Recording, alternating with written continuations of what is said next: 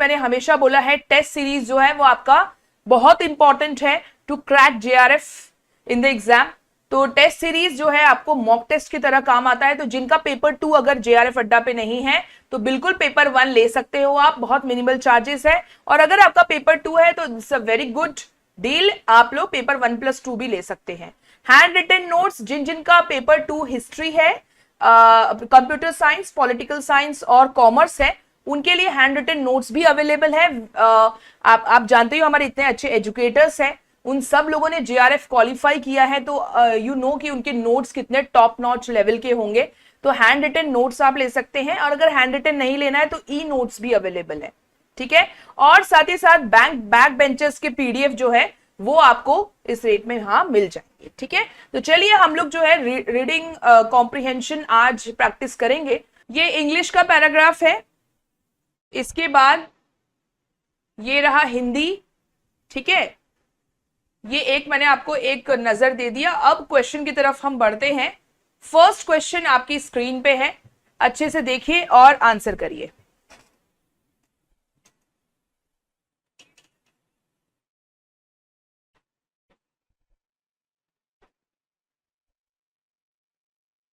अगर आप पैराग्राफ को ध्यान से देखेंगे तो यहां पे मैं आपको बता दूं, सोशल मीडिया और जो हमारे न्यूज पब्लिशर्स होते हैं उनको लेकर ये पैराग्राफ लिखा गया है कि कैसे सोशल मीडिया जो है धीरे धीरे न्यूज पब्लिशर्स के ऊपर जो है हावी होने लग गए। और ये पूरा पैराग्राफ उसी चीज के बारे में है। सो मैंने आपको एक आइडिया दे दिया है।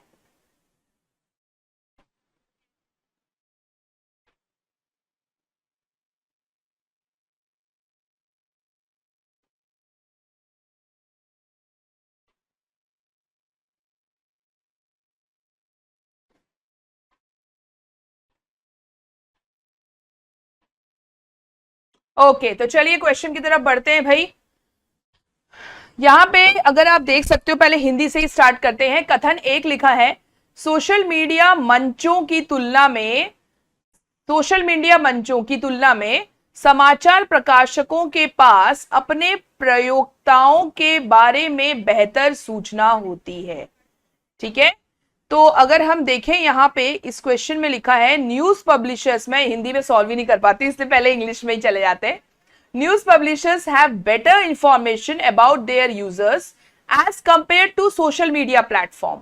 अगर तुम फर्स्ट लाइन ही पढ़ोगे ना तो तुमको आंसर मिल जाएगा। देखो फर्स्ट लाइन देखो, social media platforms have significant advantage over news publishers because of their size and superior information about users।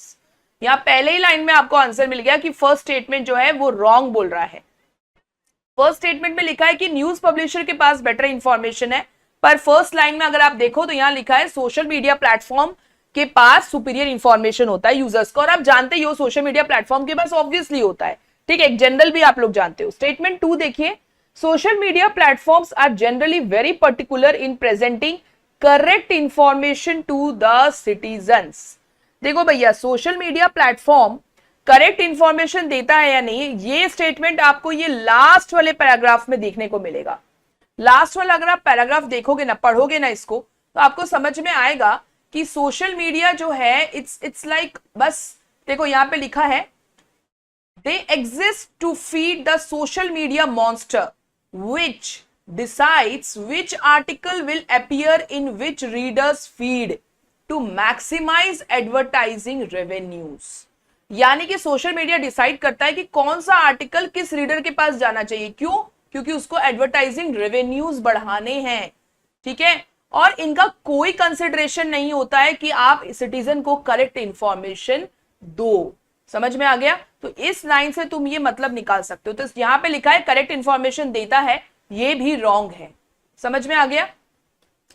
कथन एक यहां पर भी समझ में आ गया होगा आपको। यहां पहले लाइन को पढ़ोगे ना तो जो है श्रेष्ठ सूचना के कारण समाचार प्रकाशकों की अपेक्षा अधिक लाभदायक स्थिति में होते हैं। कौन होते हैं? सोशल मीडिया मंच। पर यहां लिखा है कि समाचार प्रकाशक होते हैं। तो कथन एक रॉन्ग है और कथन 2 भी जो है वो रॉन्ग है। यहां पे लास्ट वाला स्टेटमेंट देखना, वे सोशल मीडिया मॉन्स्टर को खिलाने के लिए मौजूद हैं जो यह तय करता है कि कौन सा लेख दिखाई देगा जिसमें पाठक विज्ञापन राजस्व को अधिकतम करने के लिए फीड करते हैं। ठीक है, समझ में आ गया। सो यहां पे जो है दोनों कथन रॉन्ग है, कथन एक और दोनों असत्य है, दोनों फॉल्स है। I hope you have understood this question. चलिए सेकेंड क्वेश्चन पे आते हैं।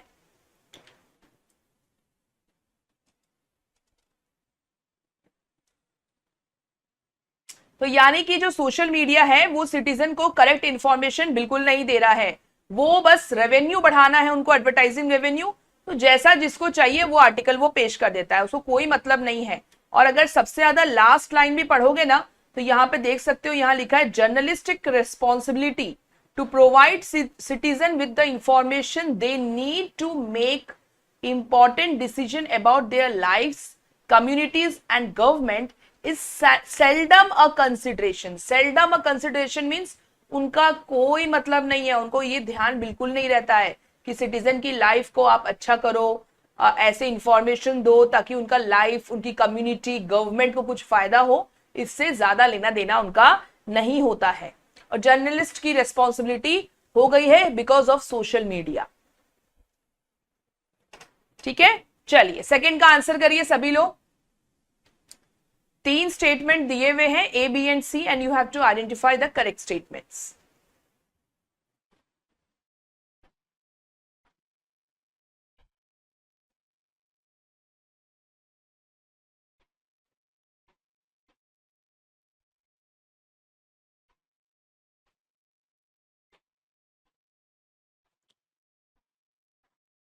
रीडिंग कॉम्प्रिहेंशन आपको जेआरएफ दिलवाने में बहुत बड़ा रोल प्ले करता है, याद रखिएगा। कई बार हम ये सोचते हैं कि अरे ठीक है यार, मैम तो पैसेज करा रही है, देखने की क्या जरूरत है, बट आपको पता नहीं है कि ये रेगुलर प्रैक्टिस आपको जेआरएफ तक पहुंचा सकता है। ठीक है, हमें हमेशा लगता है कि यार रीडिंग कॉम्प्रिहेंशन तो हम सॉल्व कर लेंगे, ये हिंदी वालों के लिए।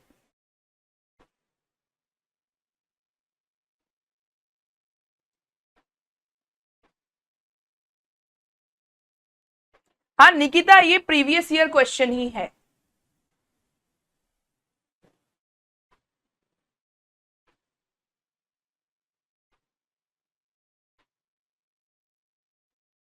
निकिता आप ना बेटा ध्यान से पढ़ोगे ना तो टफ नहीं है, ये प्रैक्टिस करते रहोगे तो टफ बिल्कुल नहीं लगेगा। इसलिए तो मैं, रचना मैम क्या बोल रही है आपको, हर दिन एक आरसी लगाइए आप लोग। अभी भी टाइम है, 10-12 दिन है एग्जाम को। आप रोज अगर एक आरसी लगाएंगे ना तो आप समझ नहीं रहे आपको कितना ज्यादा बेनिफिट होगा उसका। अरे भाई मैं तो अपने पर्सनल एक्सपीरियंस से आपको बताती हूँ ये चीजें। चलिए क्वेश्चन की तरफ बढ़ते हैं। देखो शालू ने अभी अभी कमेंट दिया है दैट मैम मेरा जेआरएफ जो है आरसी ले गया। देखो शालू का एकदम आपको जीता जागता उदाहरण मिलेगा कि अगर शालू भी यही सोचती होगी यार आरसी अगर अच्छे से हो गया होता तो उसके हाथ में आज जेआरएफ होता, है ना। तो चलिए बिल्कुल वैसा ही आपको नहीं ये फेस करना है, इसलिए प्रैक्टिस अभी से चालू कर दीजिए। तो चलिए करेक्ट स्टेटमेंट अगर हम देखें तो देखो ए वाला स्टेटमेंट पढ़ो, social media platforms have impacted the local news publishers adversely. ये बिल्कुल सही है कि सोशल मीडिया के कारण, अगर आप ये पूरा पैराग्राफ पढ़ लोगे ना तो समझ में आ जाएगा कि सोशल मीडिया के कारण जो है न्यूज पब्लिशर्स को बहुत ज्यादा इंपैक्ट हुआ है।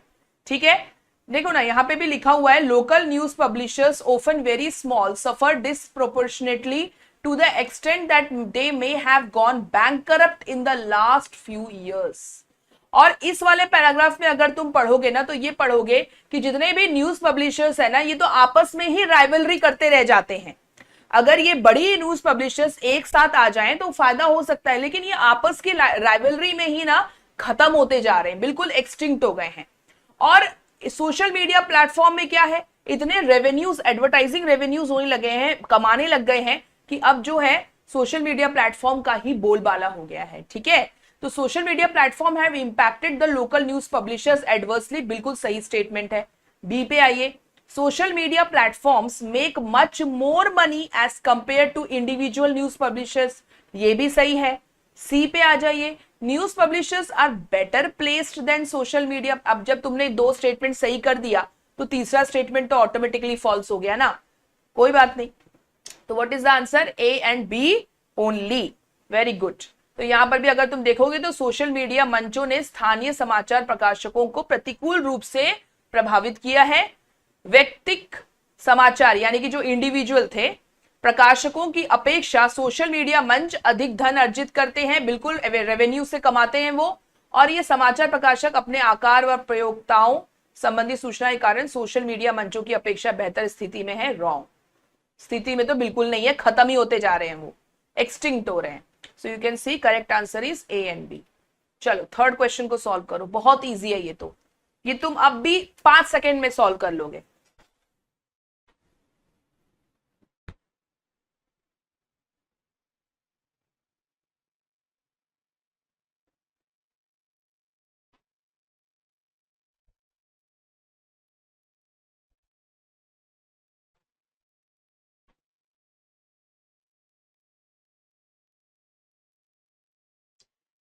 देखो एक इंपॉर्टेंट टिप दे रही हूं पैसेज का, कि पहले ना पैसेज को देख के डरना नहीं कि यार ये क्या दे दिया अजीबोगरीब, क्योंकि वो पैसेज देते ही जानबूझ के ऐसे हैं कि कुछ इसमें आपको वोकैबुलरी टफ लगेगा, और यार ये क्या इंग्लिश के वर्ड्स डाल दिए जो हमने कभी पढ़े नहीं।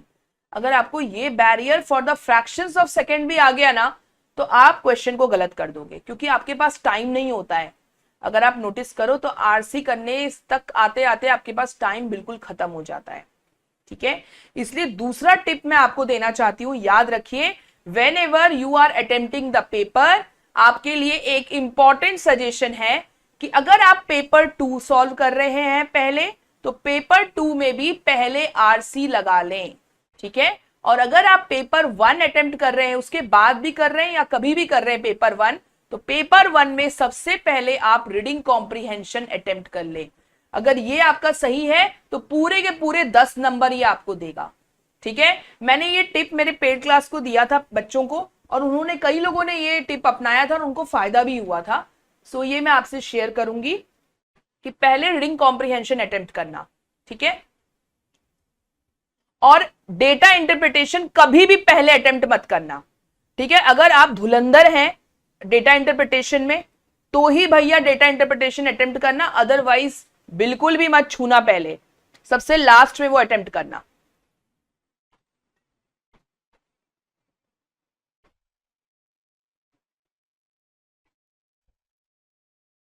Responsibility to provide citizen with the information they need to make important decision about their lives, communities and government. So correct information is needed by the citizen to make important decision about their किसके lives के बारे में, communities के बारे में और government के बारे में। So A, B and C only, केवल A, B and C, समुदायों, जीवन और सरकारें। तो यहाँ पे लिखा ही है, नागरिकों के अपने जीवन, समुदायों और सरकारों के बारे में महत्वपूर्ण निर्णय लेने के लिए आवश्यक जानकारी प्रदान करनी चाहिए, लेकिन यहाँ पे नहीं की जाती है, ठीक है। पैराग्राफ में ये लिखा है कि पत्रकारिता इस पे विचार नहीं करती है, लेकिन हमें यहाँ पे ध्यान देना है कि यहाँ लिखा है कि 3 चीजों को लेकर प्रॉपर इंफॉर्मेशन सिटीजन को मिलना चाहिए। चलिए, स्टेटमेंट है that there is rivalry among news publishers.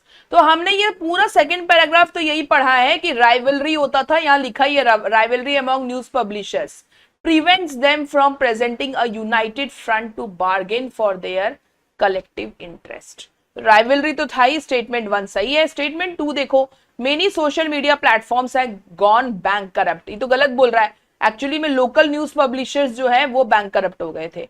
So what is the answer? Statement 1 is true but 2 is false. Hindi वाले भी समझ गए होंगे। समाचार प्रकाशकों के बीच प्रतिद्वंदिता होती है, सही है, प्रतिद्वंदिता है। और कथन 2, अनेक सोशल मीडिया मंच दिवालिया हो गए, ये गलत है। एक्चुअली में कौन हो गए हैं? स्थानीय समाचार प्रकाशक जो है वो दिवालिया हो गए। तो ये जो है third is the answer. Okay, yes, C is the answer. चलिए लास्ट क्वेश्चन पे बढ़ते हैं। लास्ट क्वेश्चन असर्शन रीजनिंग है। ऐसे इस टाइप के क्वेश्चन बहुत आए हैं इस बार, असर्शन रीजनिंग स्टेटमेंट सब मिक्स कर दिया है इस बार, आरसी में सब डाल दिया है। तो ये कंटिन्यू हो सकता है जून एग्जाम में भी फॉर श्योर। अच्छा, अगर तुम देखो ना तो ये एक छोटा सा एग्जाम्पल है ओपन बुक एग्जामिनेशन का, है ना। देखो एक छोटा सा एग्जाम्पल है ये कि आपके सामने पूरा पैराग्राफ दिया है, क्वेश्चन पूछा है and now you have to search the answer. So ये एक एग्जांपल है ओपन बुक एग्जामिनेशन का। अगर तुमको कभी समझ में नहीं आता ना कि ओपन बुक एग्जामिनेशन क्या होता है, तो एक छोटा सा एग्जांपल तुमको आज ही सामने दिख गया।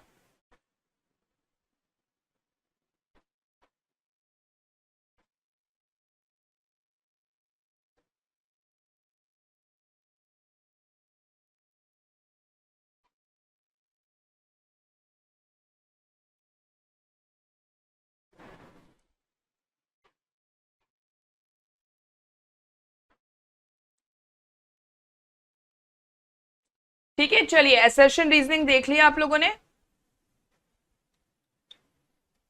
हिंदी वाले देख लें एक बार।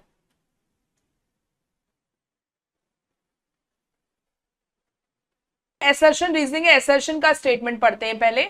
Social media platforms are able to control the type of content that will appear in a reader's feed. ये हम लोगों ने यहीं पे, तुमको मैंने पिछले वाले में ही पढ़ा दिया था कि ये क्या करते हैं, डिसाइड करते हैं। ये सोशल मीडिया जो है ना, मॉन्स्टर बन गए हैं, ये डिसाइड कर रहे हैं that which article will appear in which readers feed. ठीक है, तो ये सही है, लेकिन कारण क्या है? कारण क्या है? टू मैक्सिमाइज एडवर्टाइजिंग रेवेन्यूज, कारण ये है। लेकिन यहां पे रीजन क्या दिया हुआ है? अगर बिकॉज लगाओगे तो रीजन दिया हुआ है that they do so because they are quite concern about individual likes and dislikes of users. अरे भाई रहने दे, क्यों मजाक कर रहे हैं ये लोग? तो reason is false. So A is correct but R is not correct. Word दिया है, इसको ढूंढो पैसेज में कहां है। चाइनीज तुर्किस्तान, ये किधर दिख रहा है? बस वहीं पे तुमको कुछ ना कुछ आंसर मिल जाएगा।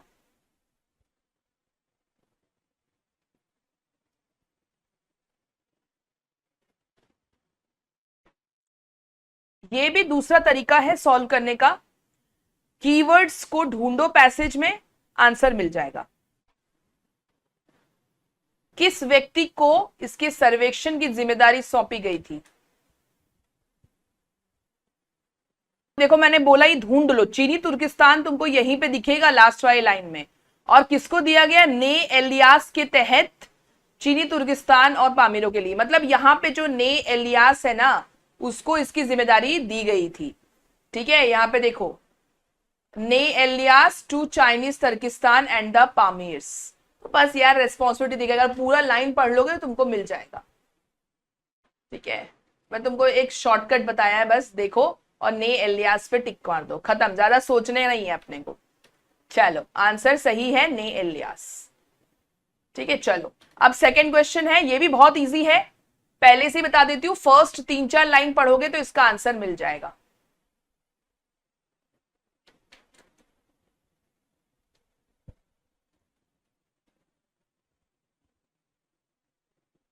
आसपास के इलाकों में परस्पर विरोधी दावे देखे गए। किन किन लोगों ने दावा किए भैया? अफगान या रूसी या ब्रिटिश? सोचो कि यार, मतलब अफगान तुमने ले लिया, रूसी ले लिया, तुमको लगता है ब्रिटिश कहीं पीछे रहेंगे? ब्रिटिश का तो इन्वेजन हुआ ही था भैया, वो तो कहां पीछे रहेंगे। तो तीनों ही आएंगे। हाँ, एक बार ही कंफ्यूजन हो सकता है कि रूसी आए थे क्या, मुझे कंफ्यूजन हो रहा था। लेकिन जब मैंने स्टेटमेंट पढ़ा तो देखा रूसी लोगों ने भी चित्राल पे अपना जो है अधिकार जमाने की कोशिश की। ठीक है, तो चलो भैया क्वेश्चन पे आ जाते हैं। अफगान प्रेशर, अफगान मिल गया हमको, अफगान प्रेशर ऑन चित्राल, तो अफगान तो मिल गया हमें यहाँ पे। फिर आगे बढ़ते हैं। Though the government of India was quick in rebutting such claims, the reported Russian intrigues in and around Chitral caused additional concern. यानी कि रशियन लोगों ने भी घुसने की कोशिश की। और भाई हमारे ब्रिटिश इंडियन कैसे रह गए, है ना? तो even the British Indian government over the turbulent chiefships of Hunza and Nagar, तो ब्रिटिश भी कहीं पीछे नहीं है। तो तीनों के तीनों आ जाएंगे। ठीक है, ठीक है, ओके। तो यहां पर भी तुम पहले लाइन पढ़ो, चित्राल पर अफगान दबाव, फिर हमारे रूसी साजिश होने लग गए और ब्रिटिश भी पीछे नहीं थे। तो what is the answer? A B and C. ध्यान से पढ़िए क्वेश्चन को।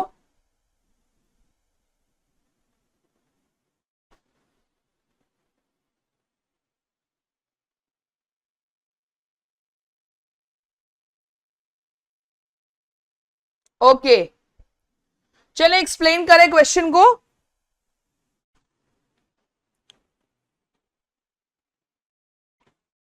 चलिए क्वेश्चन पे आते हैं, देखिए भाई ध्यान से।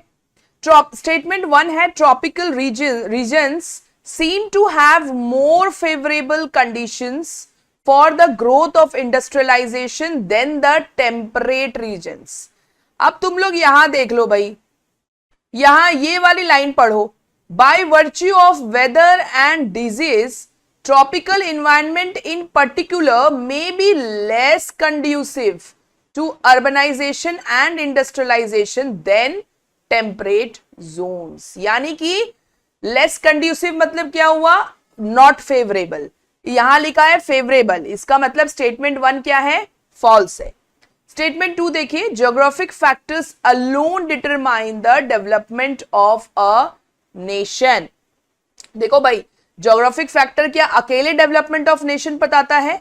यहां पे देखो, यहां पे इस वाले पैराग्राफ में ज्योग्राफिक फैक्टर की बात की है, यहां पे लिखा है but geographic factor can not be the whole story as there is a great deal of variation among countries within the same region. यानी कि स्टेटमेंट 2 भी फॉल्स है। समझ में आ रहा है? स्टेटमेंट 2 भी फॉल्स है कि ज्योग्राफिक फैक्टर अकेला आपका डेवलपमेंट ऑफ नेशन नहीं बताएगा। ठीक है, ये सेम चीज है उष्ण कटिबंधीय क्षेत्र शीतोष्ण क्षेत्रों की तुलना में औद्योगिकरण की समृद्धि के लिए बहुत अधिक अनुकूल स्थितियों वाले प्रतीत होते हैं। लेकिन यहाँ पे तुम अगर पढ़ोगे तो मौसम और बीमारी की विशिष्टता के कारण विशेषकर उष्ण कटिबंधीय पर्यावरण शीतोष्ण क्षेत्र की तुलना में नगरीकरण और औद्योगिकरण के लिए प्रति कम सहायक होते हैं। तो कथन 1 रॉन्ग। और यहां पर भी देखो, ये वाला अगर लाइन पढ़ोगे तो तुम्हें समझ में आ जाए कि अकेले भौगोलिक कारण ही विकास को निर्धारित नहीं करते हैं, यहां लिखा है करते हैं। तो कथन 1 और 2 दोनों असत्य है। समझ में आ गया? Climate and geography of a place greatly influence its. देखो लास्ट वाला लाइन पढ़ो, while the climate and geography of a nation shape its development they do so by way of their impact on the people, social structure, politics and policies of the nation। तो सारे तो आ गए A, B, C and D। yes, okay. इसी तरह से हिंदी में भी देख लीजिए, जबकि किसी देश की जलवायु और भूगोल उसके विकास को आकार देते हैं, वे ऐसा उसके लोगों, सामाजिक संरचनाओं, राजनीति और नीतियों पर प्रभाव डालकर करते हैं। चारों आ गया। So answer is A, B, C and D only। Very good। चलिए स्टेटमेंट 1 देखिए, all countries in the tropical region have performed very poorly in terms of development।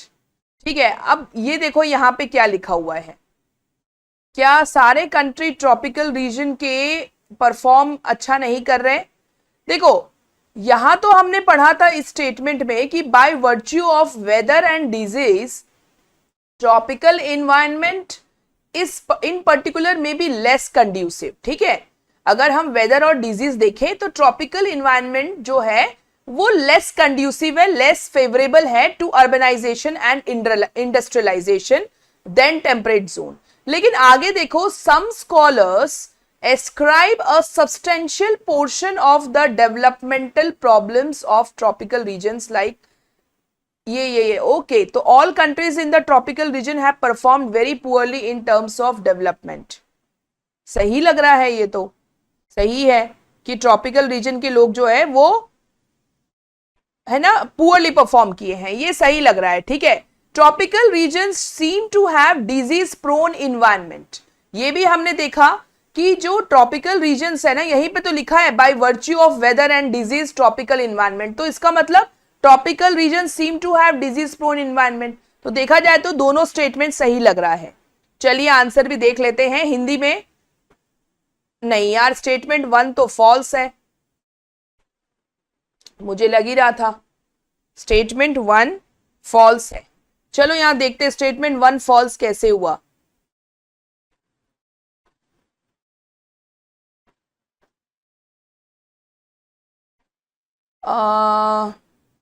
All countries in the tropical region have performed very poorly in terms of development।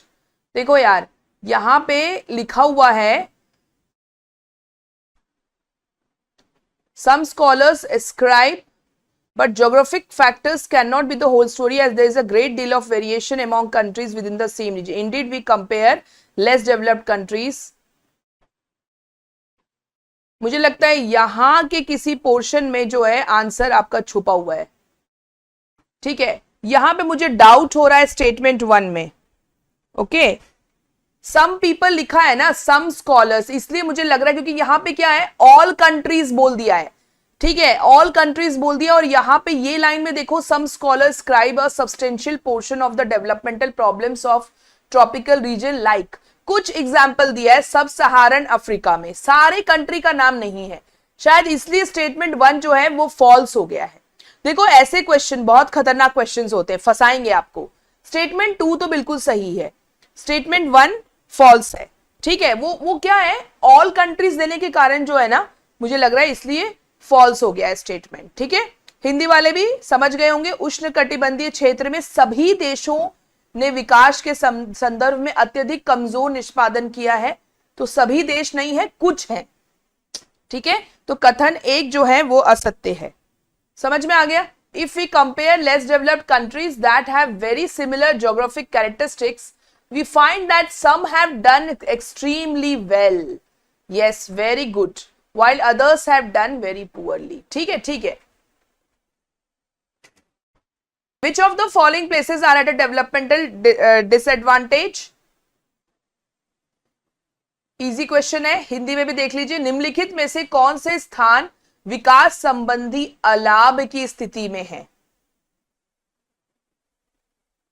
I think पहले ही line में आपको मिल गया है, paragraph के पहले line में।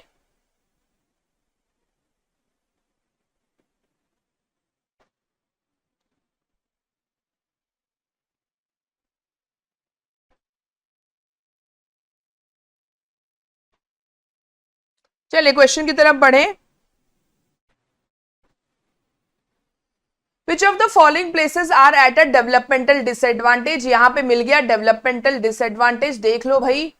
landlocked countries, regions with diseases that are difficult to control or cure, and areas that are very far from major markets for their goods. तो landlocked countries भी हो गया, और places that are far from major markets for their goods are all at a developmental disadvantage, यानी कि A and C is your answer.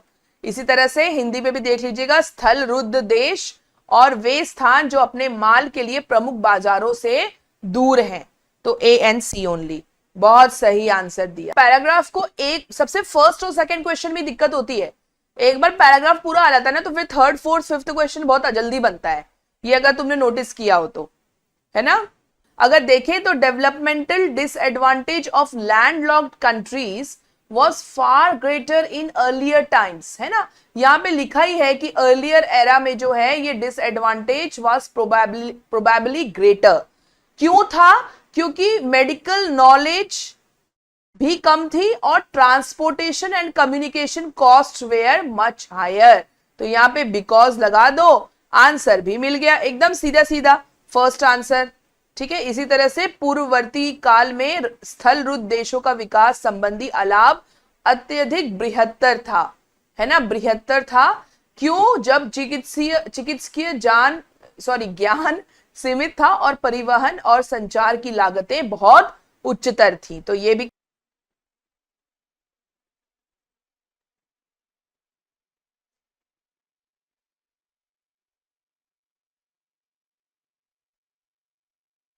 देखो, question को देखो। The village and district officers in Dharwad district were Kannada. यार मुझे एक बात बताओ, यहां पे तो लिखा था, कहां लिखा हुआ है, this entirely Kannada speaking district had Marathi village and district officers. समझ में आ गया? जितने भी कन्नड़ा स्पीकिंग डिस्ट्रिक्ट थे, तो कन्नड़ा स्पीकिंग डिस्ट्रिक्ट कौन कौन से थे यहाँ पे? धारवाड़ डिस्ट्रिक्ट के थे।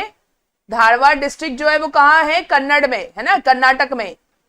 वहां पे लिखा है कि जितने भी कन्नड़ा स्पीकिंग डिस्ट्रिक्ट थे वहां पे कौन से भैया विलेज एंड डिस्ट्रिक्ट ऑफिसर्स थे, मराठी थे, कन्नड़ नहीं थे, यही तो था। यहाँ पे कौन से थे, मराठी, जो ऑफिसर्स थे वो मराठी थे। कारण क्या था, क्योंकि धारवाड़ डिस्ट्रिक्ट, ये तो वैसे भी रॉन्ग हो गया, चलो हटाई दो।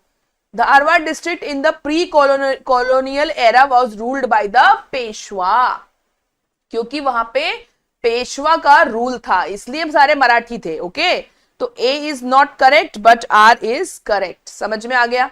चलो हिंदी में भी तुमको पता ही चल गया। उपनिवेश पूर्व पेशवा शासन के कारण इस पूरे कन्नड़ भाषी जिले में ग्रामीण और जिला अधिकारी मराठी थे। तो ए वाला जो है अभिकथन रॉन्ग है, कारण सही है। तो आंसर क्या है, फोर्थ। पहला सेकेंड पैराग्राफ का फर्स्ट लाइन पढ़ो।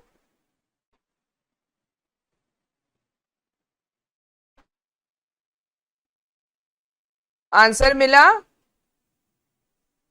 देखो, द टेस्टिमोनियल यहां पे लिखा हुआ है ना, the execution took place because the peasant charged with murder had given his testimonial in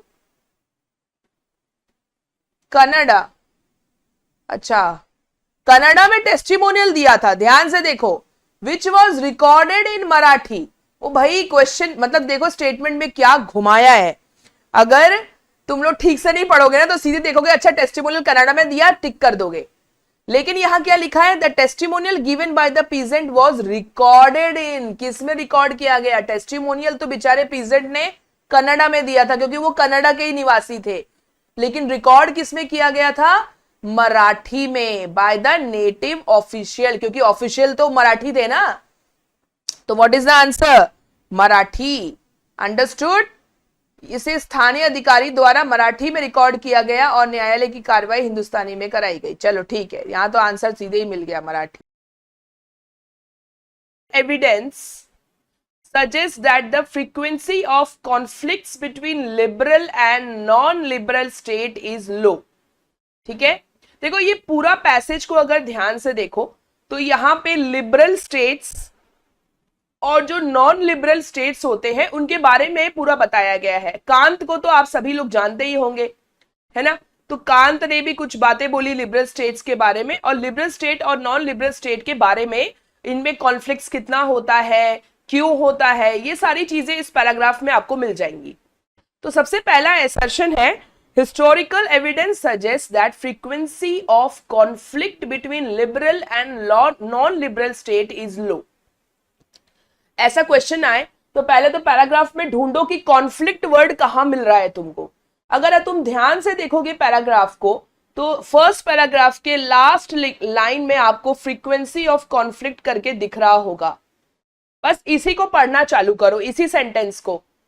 but logically this argument also implies a lower frequency of conflict between liberal and non liberal states. अगर तुमने यहीं तक पढ़ा तो question तुम wrong कर दोगे। ध्यान से पढ़ो, आगे लिखा है, and this has proven to be contrary to the historical evidence. यानी कि अगर हिस्टोरिकल एविडेंस को देखें तो इसका उल्टा होता है, यानी कि लिबरल स्टेट और नॉन लिबरल स्टेट में कॉन्फ्लिक्ट्स की फ्रीक्वेंसी ज्यादा होती है। ठीक है, लॉजिकली देखें तो लो होना चाहिए, पर जब हिस्टोरिकल एविडेंस देखा गया तो इन दोनों के बीच में कॉन्फ्लिक्ट की फ्रीक्वेंसी ज्यादा होती है, और असर्शन में लिखा है लो, यानी कि असर्शन हमारा रॉन्ग है। समझ में आ गया? समझ में आ गया। अब रीजन देखो, in liberal states the decision to go to the war is taken by the people rather than by the monarch. ये तो यार तुमको पढ़ने की भी जरूरत नहीं है, हमें भी पता है कि जो लिबरल स्टेट्स होते हैं वहां पे डेमोक्रेसी ही तो सबसे इंपॉर्टेंट है। और डेमोक्रेसी मतलब होता क्या है, जहां पे कोई भी चीज का डिसीजन पीपल लेती है, डेमोक्रेसी लेती है। डेमोक्रेसी मतलब पीपल के द्वारा लिया जाता है, rather than by monarch. Monarch मतलब जो राजा परिवार के लोग होते हैं। तो रीजन बिल्कुल सही है, A is not correct but R is correct. समझ में आ गया? सिमिलरली हिंदी में भी देख लीजिए, लास्ट लाइन देखिए, लेकिन तार्किक रूप से इस तर्क का अर्थ उदार और उदार और अनुदार राज्यों के बीच, ये और होना चाहिए था, संघर्षों की बारंबारता निम्नतर होना भी है, लेकिन ऐतिहासिक साक्ष्य इसके विपरीत सिद्ध करती है। इसीलिए ये स्टेटमेंट जो है वो रॉन्ग हो गया है। यहां पे लिखा है कि बारंबारता कम है जबकि ज्यादा होता है। ठीक है, तो ये स्टेटमेंट रॉन्ग है और कारण जो है इसका सही है कि उदार राज्यों में युद्ध करने की जो निर्णय है वो जनता लेती है, ना कि कोई राजा। ठीक है, समझ में आ गया? समझ में आ गया। आंसर बहुत कम आए, पता नहीं क्यों, जबकि इतने बच्चे हैं। आंसर दीजिए। ठीक है, चलिए सेकेंड क्वेश्चन की तरफ बढ़ते हैं। अब ध्यान से देखिएगा, स्टेटमेंट को अच्छे से रीड करिए। पैराग्राफ बहुत छोटा है, पहले तो इससे भी बड़े पैराग्राफ आते थे, अब तो फिर भी पैसेज का जो साइज है वो लोगों ने छोटा कर दिया है।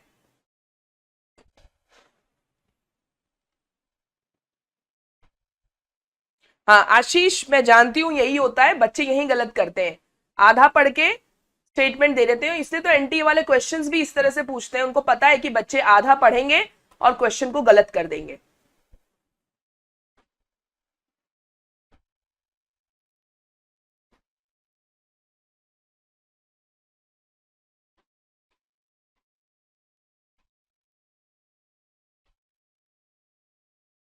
सेकंड का आंसर ध्यान से करिएगा।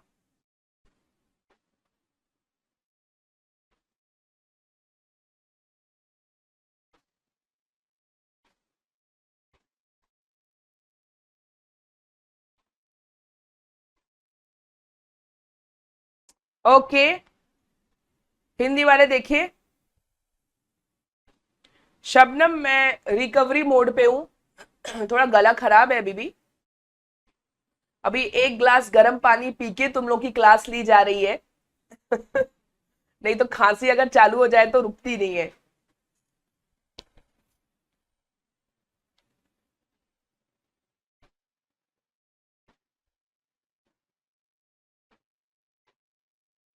देखिए ऑनेस्टली आंसर करिए, ऐसा सोचिए कि आप एग्जाम में क्वेश्चन को रीड कर रहे हैं और उसी तरह से आंसर करिए।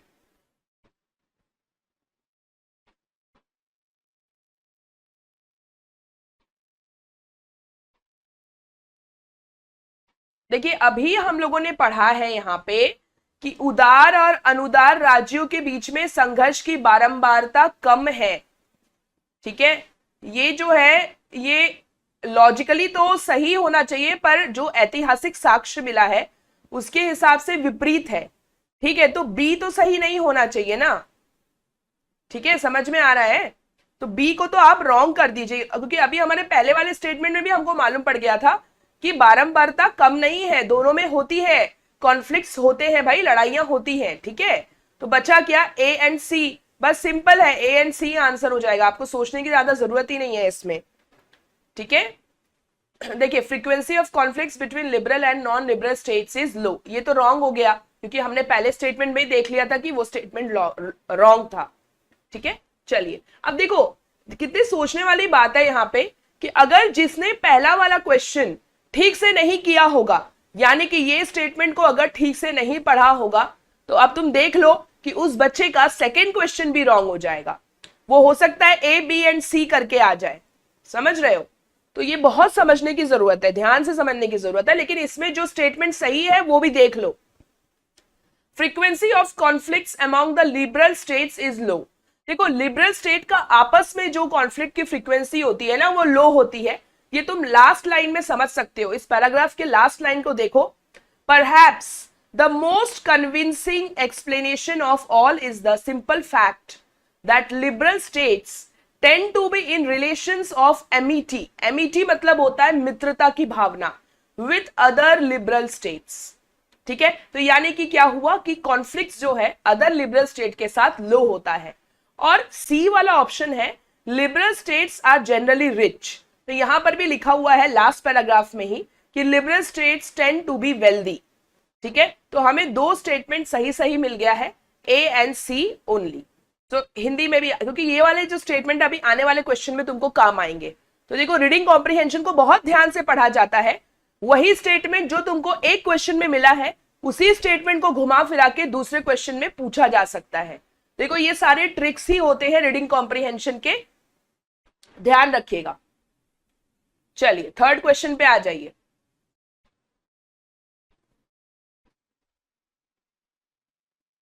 यस जूही, एनटीए स्मार्ट एनडीए तो पहले से ही स्मार्ट था जूही।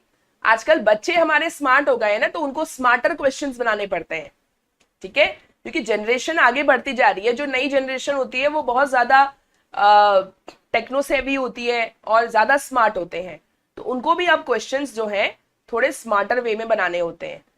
तुम पुराने अगर आज से 5-6 साल पहले के क्वेश्चंस देखोगे तो तुमको कंपैरेटिवली इजी लगेंगे।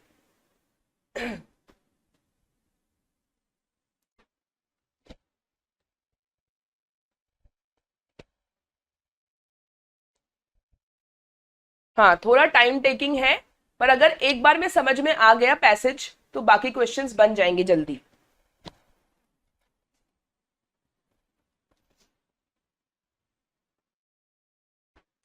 देखो ये वाला क्वेश्चन अगेन मिलता जुलता है, मैं तुमको कहा था स्टेटमेंट्स देख लेना, जो करेक्ट स्टेटमेंट है उसको भी ध्यान से पढ़ लेना चाहिए। चलिए हिंदी वाले लर्नर्स के लिए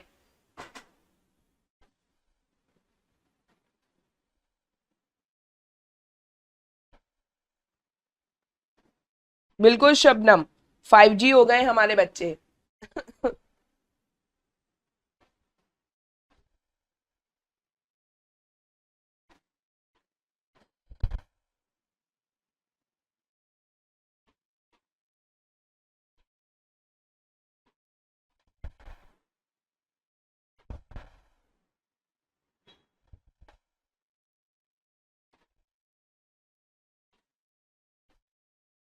हाँ मंजू, इस बार कोशिश करना कि पांचों के पांचों सही हो। देखो भाई 2 मार्क्स भी बहुत इंपॉर्टेंट होता है ना, 2 मार्क्स में तो लोग इधर से उधर हो जाते हैं, तो पूरी कोशिश होनी चाहिए कि जून एग्जाम में आपको रीडिंग कॉम्प्रिहेंशन में पूरे 10 मार्क्स स्कोर करने हैं, इसलिए तो भाई फ्राइडे को प्रैक्टिस करवा रहे हैं। चलिए आप क्वेश्चन की तरफ बढ़ते हैं, बाकी सब लोगों ने देख लिया है क्वेश्चन। देखिए लिबरल स्टेट्स असर्शन दिया है, liberal states have very little to gain and much to lose by going to war. बिल्कुल सही बात है, यहां पे लिखा है ना लास्ट पैराग्राफ में, तो पूरा का पूरा एक्सप्लेनेशन ही है। Liberal states tend to be wealthy, अगर आप बहुत ज्यादा वेल्दी है तो आपके पास गेन करने के लिए कम है पर लूज करने के लिए ज्यादा होता है ना। जिनके पास पैसा ज्यादा है वो खोने के लिए उनके पास ज्यादा चीज है। By engaging in conflicts than poorer authoritarian states. So अगर हम पुअर ऑथोरिटेरियन स्टेट्स से तुलना करें, कंपेयर करें, तो ये जो लिबरल स्टेट्स होते हैं एक तो ये वेल्दी होते हैं, तो इनके पास गेन करने के लिए तो कम है लेकिन more to lose and more to lose. तो असर्शन बिल्कुल सही है, और रीजन जो है liberal states are generally wealthy, यही इसका रीजन है। यहां पे इस लाइन में आपको पता चल गया। So A, both A and R are correct and R is the correct explanation of A. ठीक है, इसी तरह से युद्ध करने से उदार राज्यों को लाभ की बहुत कम और हानि की बहुत अधिक संभावना होती है। क्यों होती है? क्योंकि उदार राज्य सामान्यतः धनी और समृद्ध हैं। ठीक है, सो ए एंड आर दोनों सही है, एंड आर जो है उसकी सही व्याख्या है। आई होप समझ में आ गया होगा क्वेश्चन। फोर्थ क्वेश्चन की तरफ बढ़ते हैं। What can be said about the liberal states after reading the passage? अब लिबरल स्टेट्स के बारे में आप क्या बोल सकते हैं? देखो सारे स्टेटमेंट जो अभी तक आपने सॉल्व किए हैं वो यहां पे आपको दिख जाएंगे, बहुत इजी है, सिर्फ टाइम लगता है फर्स्ट क्वेश्चन में, उसके बाद के सारे क्वेश्चन जो है वो इजी हो जाते हैं।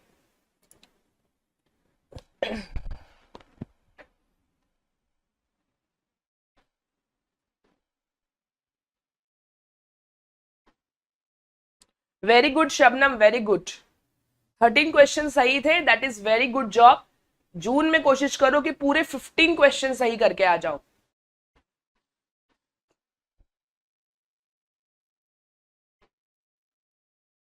हाँ सोनाली, ये पेपर 1 का रीडिंग कॉम्प्रिहेंशन चल रहा है। आपका सब्जेक्ट कुछ भी हो, रीडिंग कॉम्प्रिहेंशन तो आता ही है पेपर 1 में, तो बिल्कुल आपके लिए हेल्पफुल क्लास है ये। ये पेपर 1 का ही रीडिंग कॉम्प्रिहेंशन हम प्रैक्टिस कर रहे हैं।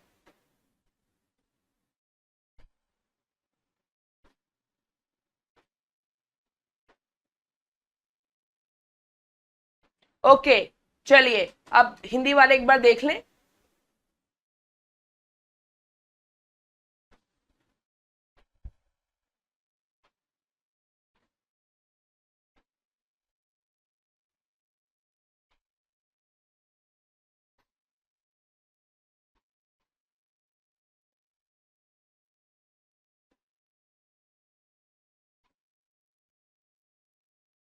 देखो तुमको यूट्यूब पे ना रीडिंग कॉम्प्रिहेंशन की प्रैक्टिस कराने वाले बहुत कम मिलेंगे, इसलिए फ्राइडे को ये स्लॉट बुक करके रखा करो, 11 बजे आ जाया करो जेआरएफ अड्डा यूट्यूब प्लेटफॉर्म पे। यहाँ पे रचना मैम रीडिंग कॉम्प्रिहेंशन की प्रैक्टिस जून एग्जाम तक करवाएगी, हर फ्राइडे, एवरी फ्राइडे 11 o'clock।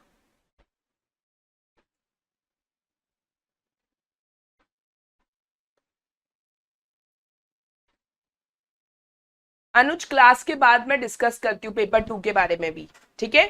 चलिए अब क्वेश्चन की तरफ बढ़ते हैं हम लोग।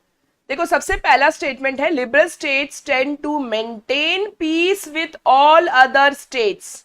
देखो यार, ऑल अदर स्टेट्स लिखा है यहाँ पे, ऑल अदर लिबरल स्टेट्स नहीं लिखा है। ऑल अदर स्टेट्स में नॉन लिबरल भी आ जाएगा, और हमने देख लिया था कि कितना ही पीस रखते हैं लिबरल वाले नॉन लिबरल के साथ, वो तो हमने देख लिया था कि ज्यादा होता है इनके बीच में कॉन्फ्लिक्ट, तो ए को हटा दो। उसके बाद liberal states tend to maintain peace with other liberal states, ये हमने लास्ट के स्टेटमेंट में देख लिया था। रिलेशन ऑफ एमिटी मतलब होता है दोस्ती का रिलेशन, ठीक है, मैत्रीपूर्ण रिश्ता विथ अदर लिबरल स्टेट्स, तो ये तो सही है बी। सी भी हमने देख लिया कि liberal states tend to be wealthy, और हमने ये भी देख लिया था डी, जो फर्स्ट क्वेश्चन में भी आया था, that decision to go to war is taken democratically in liberal states, है ना, डेमोक्रेटिक पीस होता है यहाँ पे लिबरल स्टेट्स में, यहाँ पे लिखा है, और डेमोक्रेटिक मतलब ही यही होता है, ठीक है। तो आंसर क्या है, B C and D only. समझ में आ गया? जो लोग डी कर रहे थे इसका A B C and D, उनको समझ में आया, उन्होंने कहाँ गलत किया? यहाँ पे विथ ऑल अदर स्टेट्स लिखा हुआ है, with all other liberal states नहीं लिखा है, ध्यान रखिएगा। ऑल अदर स्टेट्स में तो नॉन लिबरल भी है, और हमको पता था कि लिबरल और नॉन लिबरल में फ्रीक्वेंसी ऑफ कॉन्फ्लिक्ट ज्यादा होती है अकॉर्डिंग टू हिस्टोरिकल एविडेंस, ठीक है। तो उदार राज्य अन्य सभी राज्यों के साथ शांति बनाए रखने की ओर प्रवृत्त होते हैं, ये बिल्कुल गलत है। इनको हमेशा जो उदार के उदारवाद का उल्टा क्या था, अनुदार, अनुदार राज्यों से इनके बीच में कॉन्फ्लिक्ट होती है। सो ए को हटा दो, सो बी सी एंड डी बिल्कुल सही स्टेटमेंट है, ठीक है। चलिए अब लास्ट क्वेश्चन पे आ जाते हैं, फिफ्थ क्वेश्चन सॉल्व करिए।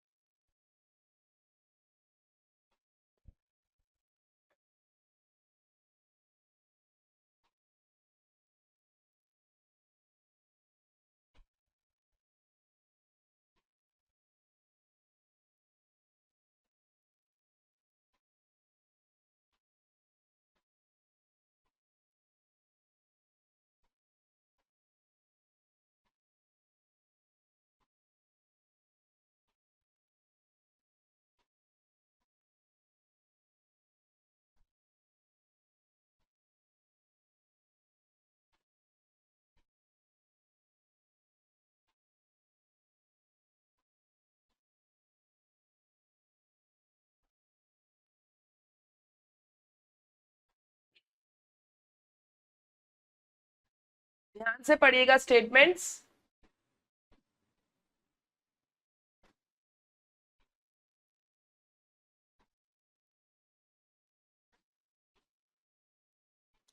ओके, हिंदी वाले लर्नर्स के लिए।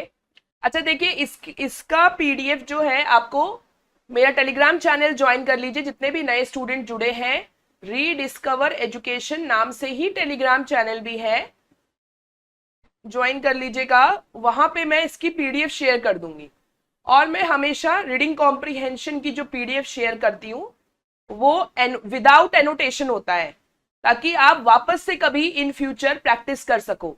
वो पीडीएफ खोल लेना अपने मोबाइल में और प्रैक्टिस वापस से कर लिया करना, तो एनोटेशन नहीं दिखेगा तुमको, यानी कि ये जो इंक से लिखा हुआ रहता है ना, ये तुमको नहीं मिलेगा। तो रीडिंग कॉम्प्रीहेंशन की पीडीएफ में ऐसे ही शेयर करती हूँ ताकि तुमको काम आ जाए फ्यूचर में। तो उन सारे पीडीएफ को संभाल के रखना ताकि जब रिवीजन करना रहे तो कभी ना कभी रिवीजन जरूर करना इसका। ठीक है, चलिए अब क्वेश्चन को डिस्कस करते हैं। अभी भी बच्चे जो है ठीक से आंसर नहीं दे रहे हैं। काजल मुझे सही लग रही है, भूपेंद्र चौहान का आंसर सही है, और बाकी सब उल्टा सीधा दे रहे हैं क्या? नहीं नहीं नहीं नहीं, अच्छा नहीं, सॉरी सॉरी सॉरी कुछ लोग सही दे रहे हैं। चलिए देखिए क्वेश्चन को ध्यान से समझते हैं। There exist international wisdom when it comes to relation with non-liberal states। देखो ध्यान से देखना, इंटरनेशनल विजडम, तुमको इंटरनेशनल जैसा वर्ड यहां पे दिख रहा होगा, इंटरनेशनल इम्प्रूडेंस लिखा हुआ है। आज जो है तुम लोग दो वर्ड्स जो है नई अपने डिक्शनरी में ऐड कर लेना, ठीक है।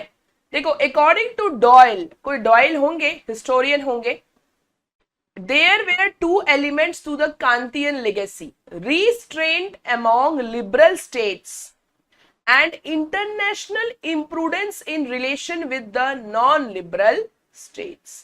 imprudence का मतलब होता है lack of wisdom, यहां पे लिखा है international wisdom, तो याद रखो wisdom का अपोजिट वर्ड होता है imprudence। अपनी डिक्शनरी में, अपनी वोकैबुलरी डिक्शनरी में आज ऐड कर लेना, ठीक है। तो इम्प्रूडेंस का मतलब होता है लैक ऑफ विजडम, समझ में आ गया। तो ये स्टेटमेंट फॉल्स है। यहां पे बोल रहा है कि इंटरनेशनल विजडम होता है जब लिबरल और नॉन लिबरल स्टेट्स के रिलेशन की बात करें तो इंटरनेशनल विजडम आता है, मगर पैसेज में लिखा है कि इंटरनेशनल इम्प्रूडेंस है, मतलब लैक ऑफ विजडम है दोनों के रिलेशन में, ठीक है। स्टेटमेंट 2 देखिए, liberal states tend to maintain enmity with other liberal states। enmity मतलब होता है enemy जैसा व्यवहार करना, दुश्मन होना, और यहां पे लिखा है relation of amity। इस पैसेज दूसरे पैराग्राफ के लास्ट सेंटेंस में ही हमने पढ़ा था relation of amity। तो enmity वर्ड का अपोजिट वर्ड है amity, इसको भी आज अपनी वोकैबुलरी में ऐड कर लेना, ठीक है। तो स्टेटमेंट 2 जो है वो भी फॉल्स है, यानी कि जिन लोगों ने बी आंसर दिया था they are correct. So both statement 1 and 2 are false, दोनों फॉल्स है, ठीक है, समझ में आ गया।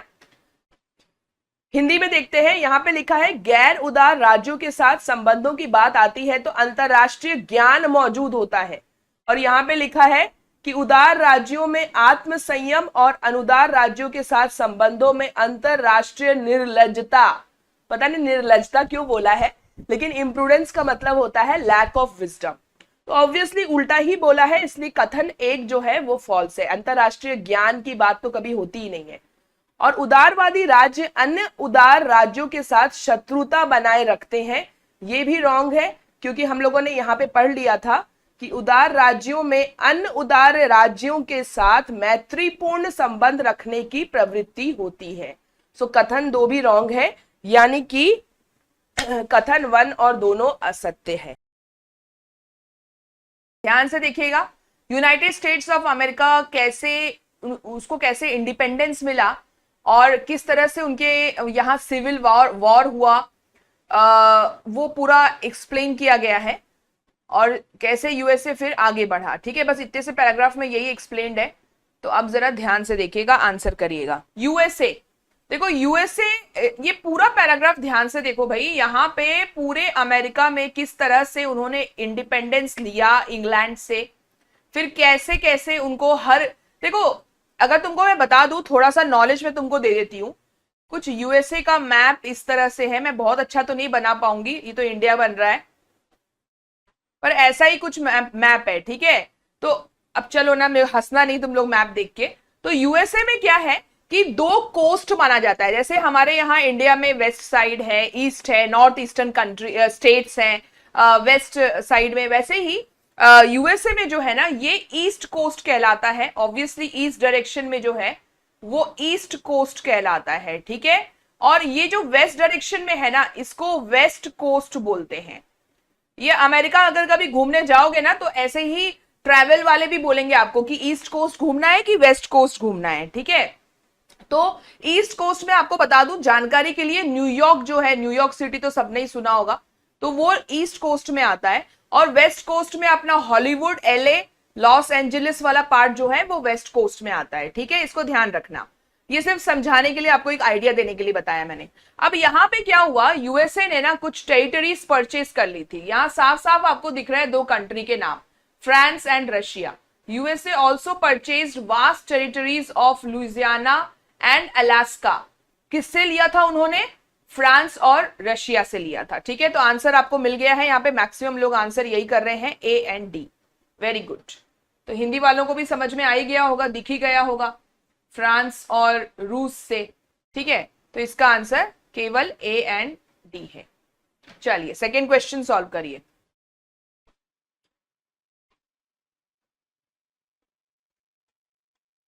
USA became the top most industrial power of the world by, कब बने थे टॉप मोस्ट इंडस्ट्रियल पावर?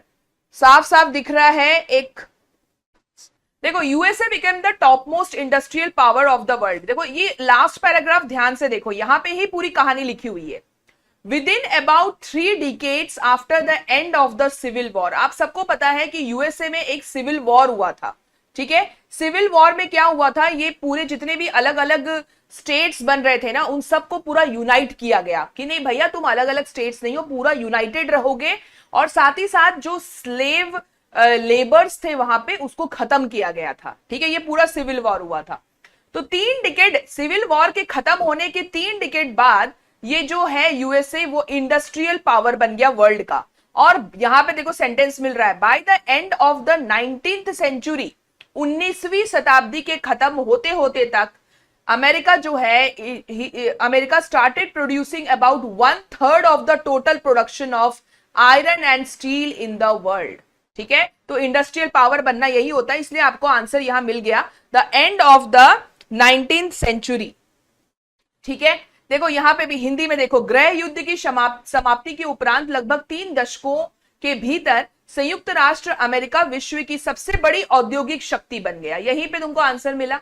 19वीं सदी के अंत तक अमेरिका में विश्व में लौह और इस्पात के कुल उत्पादन का 1/3 उत्पादन होने लगा। तो हमको समझ में आ गया कि 19वीं सदी के अंत तक जो है वो अमेरिका जो है विश्व की सबसे बड़ी औद्योगिक शक्ति बन गया था, ठीक है।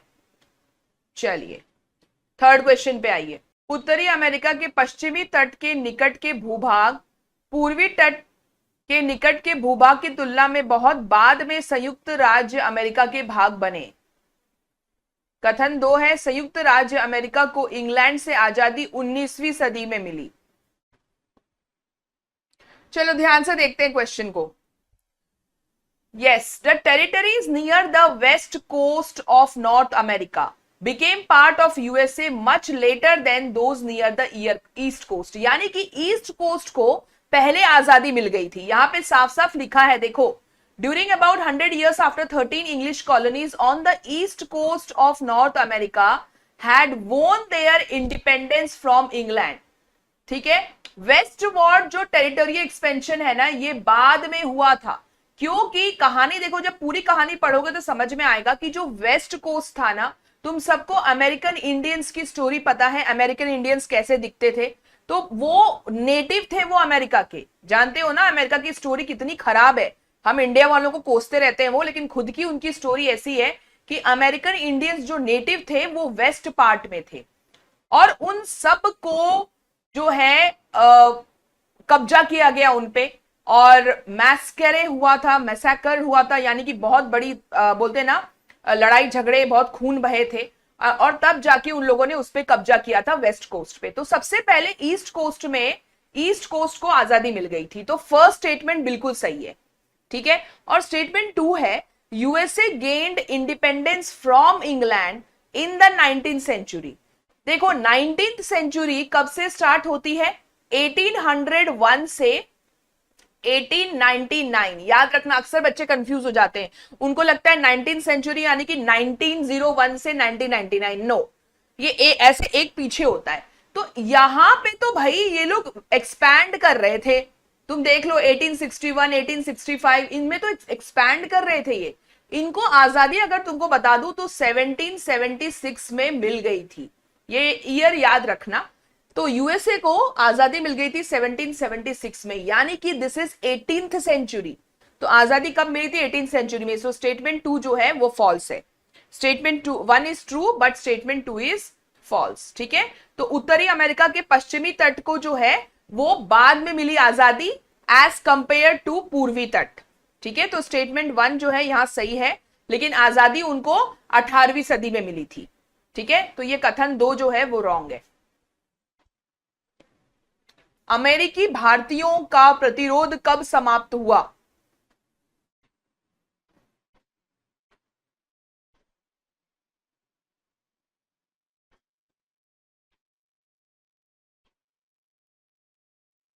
देखो यहां पे लिखा हुआ है, गृह युद्ध की समाप्ति के उपरांत लगभग 3 दशकों के भीतर संयुक्त राष्ट्र अमेरिका विश्व की सबसे बड़ी औद्योगिक शक्ति बन गया। तो जो गृह युद्ध हुआ था ना यूएसए में, गृह युद्ध के लगभग 25 से 30 साल वर्ष नहीं पश्चात होगा, आई एम सो सॉरी, पूर्व नहीं पश्चात। ठीक है, ये कब हुआ था? ये रेसिस्टेंस मतलब अमेरिकन इंडियन ने रेसिस्टेंस करना कब छोड़ दिया? The resistance of American Indian against the territorial expansion of USA ended. कब एंड किया उन लोगों ने? About 25 to 30 years after the civil war in the USA. जो सिविल वॉर हुआ था उसके 25 से 30 साल बाद जो है इन्होंने अपना रेजिस्टेंस छोड़ दिया था। आफ्टर ही है ना कि बिफोर होगा? आफ्टर होगा। तुम लोग सारे बिफोर क्यों कर रहे हो? आफ्टर होगा ना, बी इज द आंसर। ठीक है, समझ में आ गया? ओके चलो 5th क्वेश्चन पे आ जाओ जल्दी जल्दी।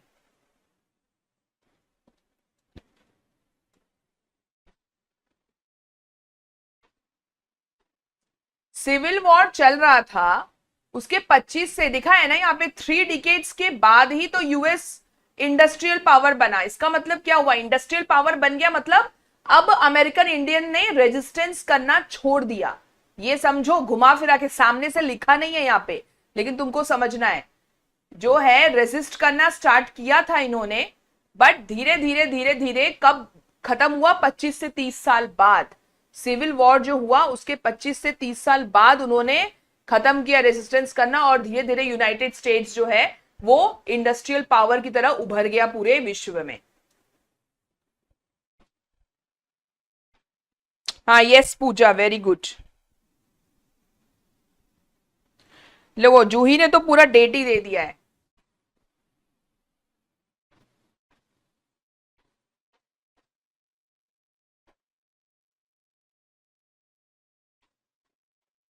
सही है, 1860 में यहां पे सिविल वॉर हुआ, there was a civil war, और यहां पे लिखा है 1890 में this resistance finally ended in a massacre. Very good Juhi, very good. तो देखो अगर कॉम्बिनेशन तो 1860 में स्टार्ट हुआ था और 30 साल बाद जो है वो फाइनली एंड हो गया था।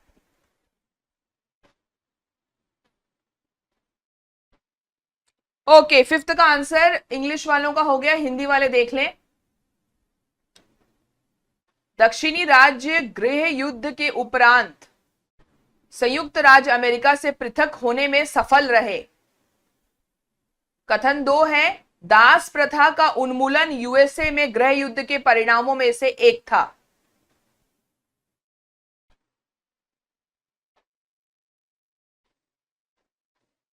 गृह युद्ध में दक्षिणी राज्यों के पराजय के परिणाम स्वरूप संघ की रक्षा हुई और दास प्रथा का उन्मूलन हुआ। इस पूरे एक लाइन में आंसर छिपा हुआ है। कैसे आंसर कर रहे हो तुम लोग? चलो देखो, as a result of the defeat of the southern states in the civil war, southern states हार गया था भाई, सक्सेसफुल नहीं हुआ था। So statement 1 is false. Okay, और yes slavery was abolished, that is correct, abolition हुआ था सिविल वॉर के कारण। तो what is the answer? 4th is the answer. Statement 1 is false but statement 2 is true. Okay, समझ में आ गया? समझ में आ गया? हिंदी वाले लर्नर्स को भी समझ में आ गया? तो दक्षिणी राज्य का पराजय हुआ था, वो जीते नहीं थे वो गृह युद्ध। ठीक है। Energy produced in the sun and the stars is through fission. तुमको पता है न्यूक्लियर रिएक्शन होता है, दो टाइप के न्यूक्लियर रिएक्शन होते हैं, कभी तुम लोगों ने बचपन में पढ़ा ही होगा। एक होता है फ्यूजन, 9th स्टैंडर्ड में सब पढ़ते हैं, और एक होता है फिजन। ठीक है। तो यहां पे ये बोला है पहला स्टेटमेंट कि जो एनर्जी प्रोड्यूस्ड होती है सन और स्टार से वो फिजन से होती है। पहला ही स्टेटमेंट तुम पैसेज का पढ़ोगे ना तो यहां पे लिखा हुआ है कि produces energy for the suns and stars through fusion. Fission से नहीं होती है, फ्यूजन से होती है। सो पहला स्टेटमेंट तुम्हारा रॉन्ग है। ठीक है। दूसरा स्टेटमेंट देखो, energy produce through fission is relatively cleaner as compared to that from fossil fuels। जो फॉसिल फ्यूल से एनर्जी निकलती है अगर उससे कंपेयर करें तो न्यूक्लियर फिजन से जो एनर्जी प्रोड्यूस होती है वो ज्यादा क्लीनर होती है। ठीक है। अभी तुम देखो यहां पे लिखा हुआ है सेकेंड पैराग्राफ में, conventionally produced nuclear energy that uses fission technology is relatively cleaner। साफ साफ स्टेटमेंट मिल गया है, that statement 2 is correct. Okay. So या सो ऑब्वियसली जो फोर्थ ऑप्शन है वो सही है, और तुम लोग मैक्सिमम लोग डी ऑप्शन कर रहे थे। ओके। सो या सूर्य और तारों में उत्पादित जो ऊर्जा है ना वो संलयन से होती है। संलयन यानी कि फ्यूजन से, और विखंडन यानी कि फिजन से। सो यहां विखंडन लिखा है, सो कथन 1 जो है वो रॉन्ग है। और कथन 2 को देखो, ऑब्वियसली यहां पे लिखा हुआ है कि जो विखंडन से उपयोग करती है ना वो जो ऊर्जा है वो अपेक्षाकृत स्वच्छ है। तो सेकेंड स्टेटमेंट सही है। ओके। समझ में आ गया। सो चलो ये समझ में आ रहा है, ये पूरा पैराग्राफ ना कुछ न्यूक्लियर फ्यूजन और फिजन के ऊपर ही ये पैराग्राफ है, देखकर तुमको समझ में आ रहा होगा। चलो सेकेंड क्वेश्चन पे चलते हैं।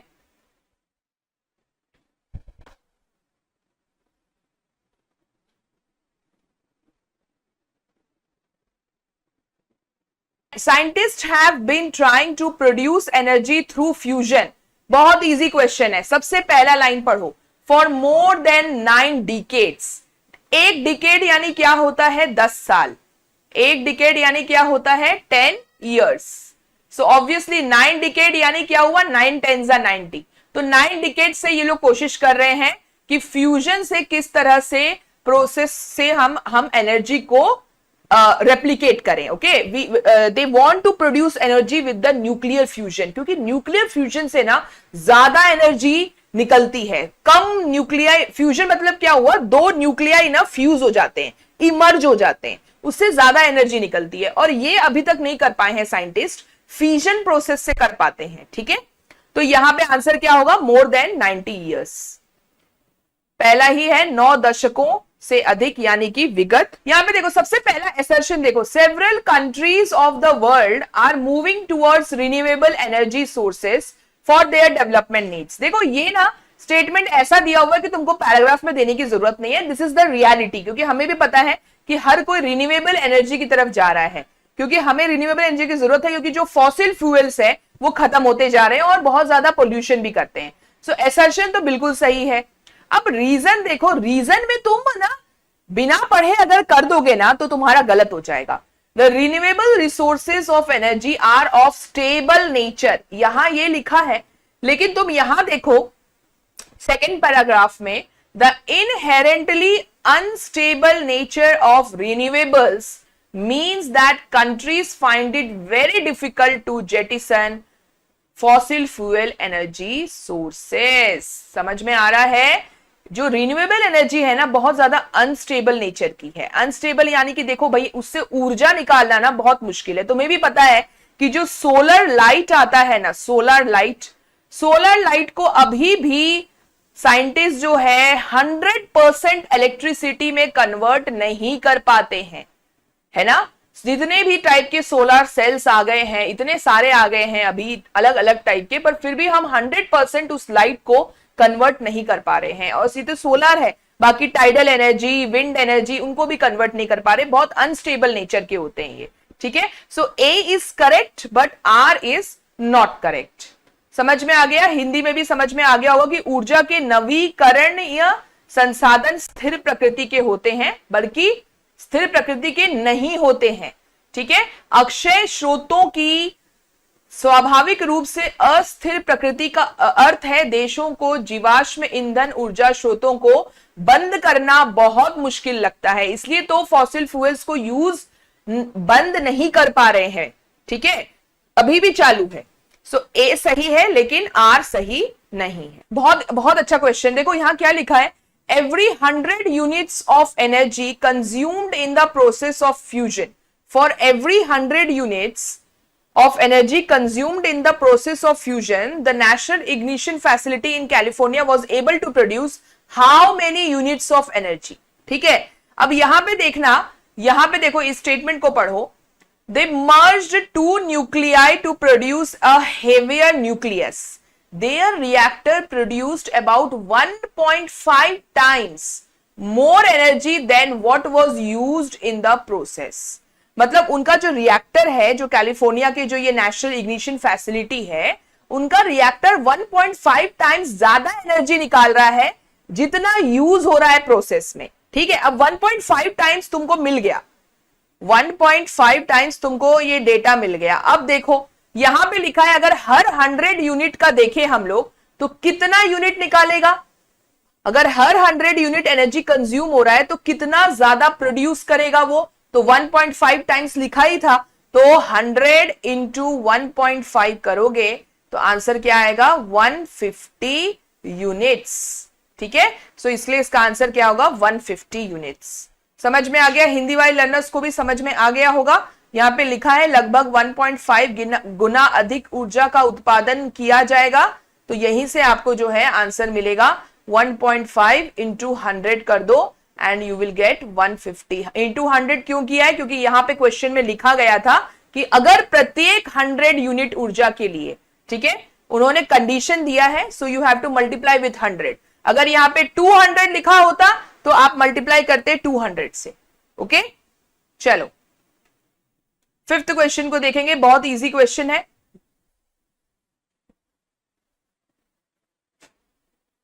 डायरेक्ट क्वेश्चन है।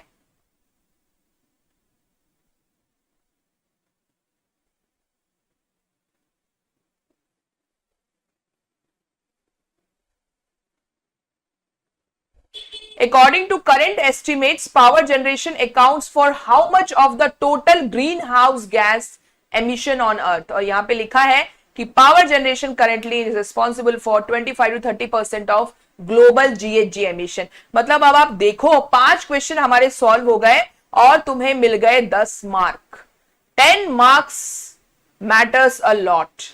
बस अच्छे से क्वेश्चन सॉल्व करना है, 10 मार्क्स तुम्हारे हाथ में है। रीडिंग कॉम्प्रिहेंशन की प्रैक्टिस हो गई तो पेपर 2 में भी 2 कॉम्प्रिहेंशन आते हैं, यानी कि 20 मार्क्स, मतलब 20 प्लस 10 यानी कि 30 मार्क्स जो है आपको बहुत मैटर करता है। देखो मेरा एक लर्नर है जो अभी उसका वीडियो भी आया, रिएक्शन वीडियो मैंने बोला उनको बनाने के लिए, प्रतीक नाम है।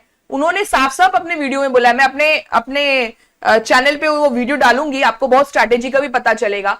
उन्होंने भी साफ साफ बोला है कि मेरे को जेआरएफ दिलवाने में डेटा इंटरप्रिटेशन और रीडिंग कॉम्प्रिहेंशन का बहुत बड़ा हाथ है। और मैंने भी तुमको बहुत स्टार्टिंग से बोला है कि बेटा रीडिंग कॉम्प्रिहेंशन को हल्के में मत लेना, इसकी प्रैक्टिस करते रहो, ये तुमको जेआरएफ दिलाने में बहुत बड़ा हाथ देगा। ठीक है, एक क्वेश्चन भी गलत नहीं होना चाहिए, पूरे पांचों के पांचों क्वेश्चन सही, यानी कि 10 मार्क्स आपकी झोली में। ठीक है, ये जो उपग्रह है ना, ये डेटा का उपयोग जो एकत्र करता है, वो डेटा, उसका उपयोग वो किस लिए करता है, किस एरिया में उसका उपयोग होता है। ठीक है, तो चलिए हम क्वेश्चन की तरफ बढ़ते हैं। द डेटा कलेक्टेड फ्रॉम स्वॉट satellite will be used in. देखो भाई ये वाली जो लाइन है ना, कहां गई, एक बार मैं जरा हाइलाइटर ले लेती हूं। यस, ये देखो, ये यहां पे the data compiled from radar sweeps of the planet at least twice every 21 days will be used to enhance ocean circulation model। देखो भाई ओशन जो है ना, तुमको पता है किस तरह से सर्कुलेट हो रहा है, ओशन में बहुत सारी गतिविधियां होती हैं, तो उन सब को वो उसका डेटा कलेक्ट करता है। bolster weather and climate forecast and aid in managing scarce fresh water supplies in drought stricken regions। ठीक है, तो ये सैटेलाइट का यूज जो है एक्चुअली में जो ओशन सर्कुलेशन मॉडल है उसको समझने के लिए। तो चलो सी वाला तो ऑप्शन हमको मिल गया, इनहैंसिंग ओशन सर्कुलेशन मॉडल। उसके बाद है bolster weather and climate forecast, यानी कि जो बॉल्स्टर मतलब इंप्रूव करना, तो जो वेदर और क्लाइमेट फोरकास्ट हम जो करते हैं ना, जो अनुमान लगाते हैं, उसमें भी आप इंप्रूवमेंट कर लो, एकदम सटीक बताया जाएगा। अगर बोला जाए कि आधे घंटे में बारिश होने वाली है तो आधे घंटे में बारिश होगी ही होगी, इस तरह से इंप्रूव किया जा रहा है। सो ऑब्वियसली बी भी होगा। और देखो managing scarce fresh water supply, मतलब जिन जो ड्राउट एरियाज होते हैं जहां सूखा पड़ जाता है वहां पे फ्रेश वाटर सप्लाई किया जा सके, ऐसा ये लोग कोशिश कर रहे हैं। तो डी भी हो गया। अर्थक्वेक प्रेडिक्शन ये नहीं करता है, क्लाइमेट से लेना देना है। तो आप सबके आंसर बिल्कुल सही है, B, C and D. How many year has it taken the US space agency to develop स्वॉट सैटेलाइट? यहां पे लिखा हुआ है, देखो यहां पे nearly 20 years in development by the US Space Agency with contribution from its counterpart in Canada and Britain. SWOT was one of 15 missions listed by NRC as projects NASA। मतलब समझ में आ गया, 20 साल लगे इसको डेवलप करने में, खत्म, आंसर मिल चुका है हमको। ठीक है, हिंदी में कुछ मिसिंग लग रहा है मुझे। SWOT satellite will monitor the surface water over the entire earth। ठीक है, अब तुम देखो यहां पे लिखा है कि स्वॉट का फुल फॉर्म लिखा हुआ है surface water and ocean topography satellite. Okay, स्वॉट का फुल फॉर्म लिखा हुआ है। स्वॉट क्या करता है? Incorporates advanced microwave radar technology. ये क्या यूज करता है? Advanced microwave radar technology to collect high definition measurements of ocean, lakes, reservoirs and rivers over 90% of the globe। मतलब मेजरमेंट तो कर रहा है वो ओशन का, लेक का, रिजर्वॉयर का, रिवर का, लेकिन कितने ग्लोब का कितना परसेंट? 90%। और यहां पे क्या लिखा है? Over the entire earth. समझ में आया? Statement 1 is false. Okay, statement 2 पे आओ। स्टेटमेंट 2 तो बिल्कुल सही है। SWOT satellite is expected to improve our understanding of climate change। ये तो हमने पढ़ ही लिया था कि वो इनहैंस करता है हमारा वेदर और क्लाइमेट फोरकास्ट, है ना, क्लाइमेट चेंज के बारे में जो हमारी अंडरस्टैंडिंग है उसको डेवलप करना। तो यहां पे fourth is the correct option. ठीक है, देखो यहीं पे देखो, इसको ही बोलते हैं छोटे से सेंटेंस से तुम्हें कैसा बना दिया इन्होंने, और तुमने तुरंत ही क्या कर दिया? उसको सही कर दिया। तो ऐसे ही क्वेश्चन गलत होता है। ठीक है, यहां पर भी कथन पहला जो है वो असत्य है। 90 भूमंडल के 90% भाग से करना है, बस पूरा भूमंडल नहीं किया जाएगा। ठीक है, चलो। Space x rocket was launch from California carrying a US French satellite. तो यहीं से पता चल गया पहले ही लाइन से कि कौन है इसमें, यूएस और फ्रांस, यानी कि ए एंड डी। इसी तरह से हिंदी में भी देखोगे तो पहले ही उसमें पता चल गया है अमेरिकी फ्रांसीसी उपग्रह, अमेरिकी फ्रांसीसी उपग्रह। ठीक है, चलो, तो फिर यहां पे क्या होगा? फ्रांस और US. So A and D is the answer.